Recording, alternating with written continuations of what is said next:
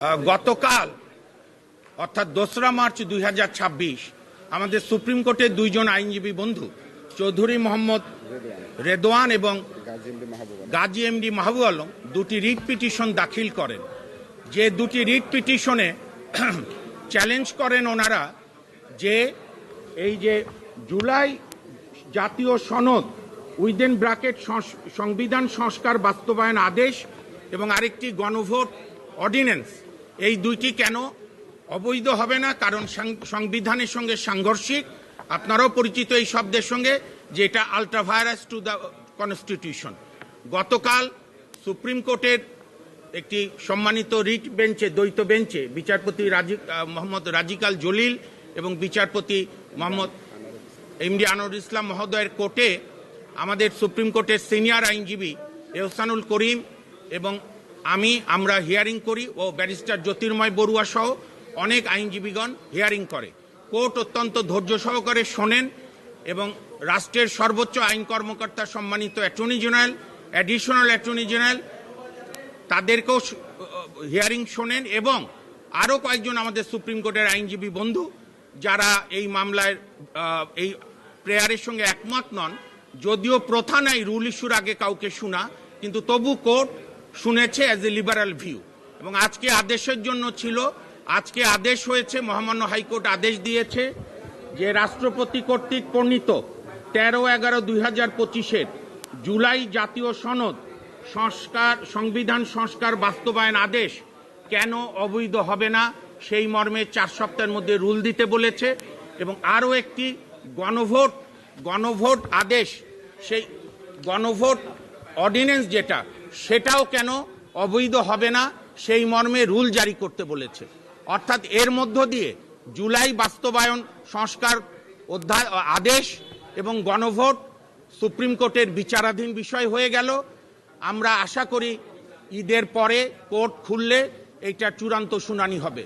এবং আমাদের মূল গ্রাউন্ড ছিল যে রাষ্ট্রপতি যে অধিকার বলে অর্ডিন্যান্সটা করেছে গণভোটের, সেটা হচ্ছে আমাদের সংবিধানের 93 অনুচ্ছেদে।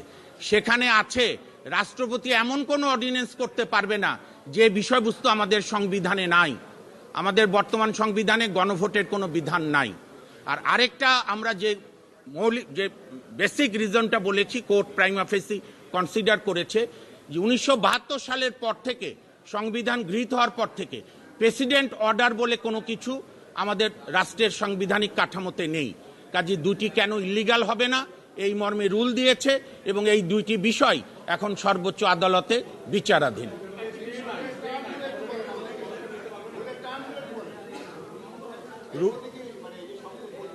না, আপনারাও সবাই অভিজ্ঞ, এখানকে বিদগ্ধ সাংবাদিক, কোনো আইনকে চ্যালেঞ্জ করলে স্টে কখনো দেয় না এবং আমরা স্টে চাইও নি।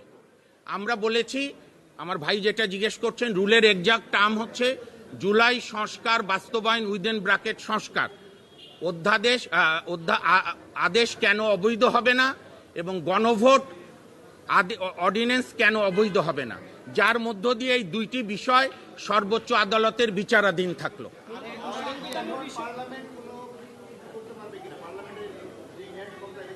দেখেন, আমরা জুলাই সংস্কার এই অধ্যাদেশ চ্যালেঞ্জ করার বা আদেশ চ্যালেঞ্জ করার বেসিক গ্রাউন্ড ছিল যে ওনারা ভবিষ্যৎ সংসদকে হাত পা বেঁধে দিয়েছিল, এইটা করতেই হবে।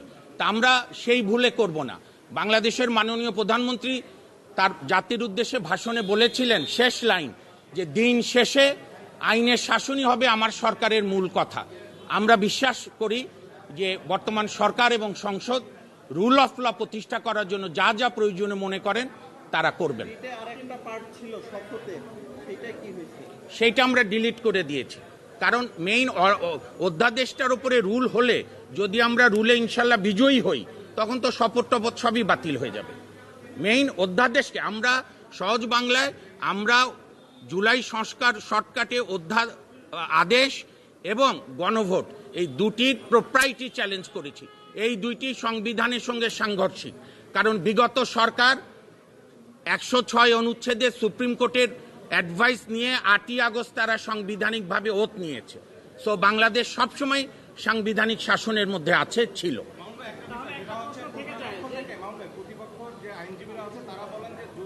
অসাংবিধানিক হয়, যদি এই প্রশ্নগুলো ওঠে, তাহলে নির্বাচন ব্যবস্থা যেটি নাকি এই সংবিধানের মধ্যে নেই, তারপরে ডক্টর ইউনূসের যে শাসন আমল সেটা অসাংবিধানিক হয়ে যায়, এই বিষয়ে আপনাদের ব্যাখ্যা কি? না, এটি আমার বন্ধুরা হয়তো বলছেন হয়তো বিভ্রান্তি ছড়ানোর জন্য। নির্বাচন আমাদের সংসদীয় গণতন্ত্রে নির্বাচন যে কোনো সময় হতে পারে।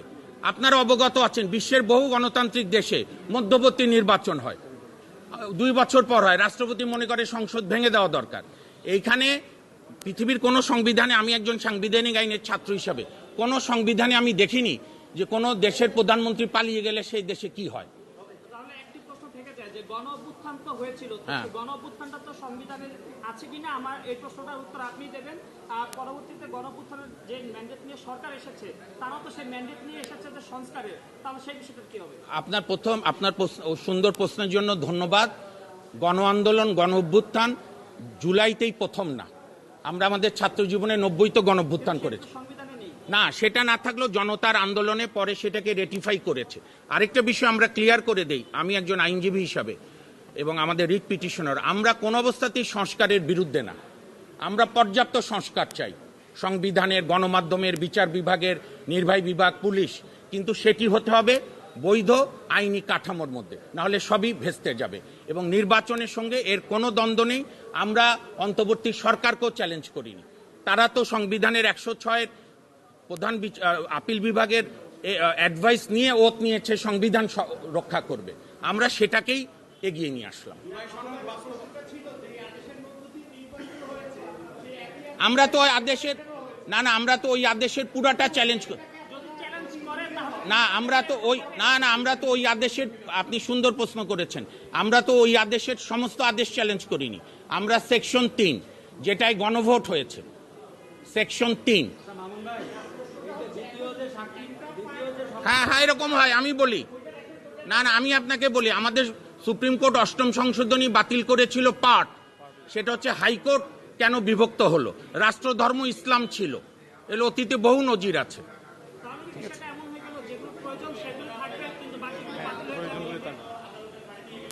হ্যাঁ, না প্রশ্নই ওঠে না। কারণটা হচ্ছে, আপনার মনে রাখতে হবে, আপনারা আরো আমার চেয়ে অভিজ্ঞ, দেশের সুপ্রিম কোর্ট, হাইকোর্ট, বিশেষ করে হাইকোর্টের 102 অনুচ্ছেদ রাখাই হয়েছে সরকার বা সংসদের যে কোনো আইনকে পরীক্ষা করা, এবং সুপ্রিম কোর্টকে চলতে দিতে হবে, হাইকোর্টকে স্বাধীনভাবে কাজ করতে দিতে হবে, নাহলে গণতন্ত্র সংস্কার কোনোটাই টিকবে না।